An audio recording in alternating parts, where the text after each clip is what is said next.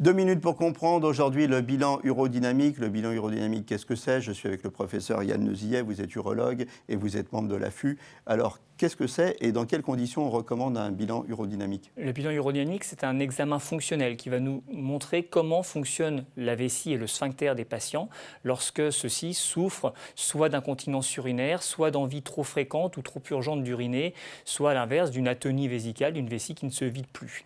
Ça va consister d'abord à faire une débimétrie, c'est-à-dire à objectiver la force du jet en urinant dans une machine avec une petite turbine qui mesure la force du jet. Ensuite, on met une petite sonde dans la vessie pour mesurer combien il reste déjà dans la vessie après avoir uriné, ce qu'on appelle le résidu.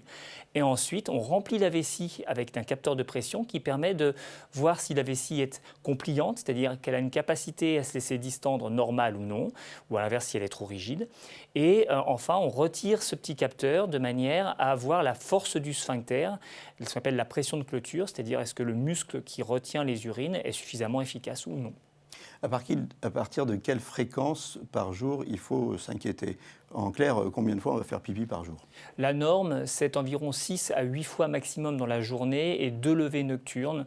Au-delà de 2 levées nocturnes, principalement, il faut s'interroger sur la raison. Est-ce qu'on boit trop ou est-ce que c'est la vessie qui ne se vide pas bien? Et le mieux pour ça, c'est de consulter. Est-ce que la rigidité de la vessie peut être précurseur d'une pathologie? Est-ce qu'elle doit nous inquiéter? Elle peut effectivement être la cause de pathologies comme la cystite interstitielle, qui va causer une infiltration de la paroi vésicale par des cellules inflammatoires.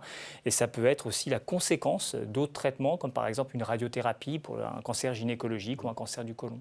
L'incontinence, ça touche les gens à partir de quel âge? Alors, l'incontinence peut toucher les gens à partir de tout âge, principalement les femmes après accouchement. Ce qu'il faut surtout, encore une fois, c'est de bien qualifier la cause, et le bilan urodynamique sert à ça, à qualifier la cause de l'incontinence. Voilà, en cas de doute, en tout cas, n'hésitez pas à consulter.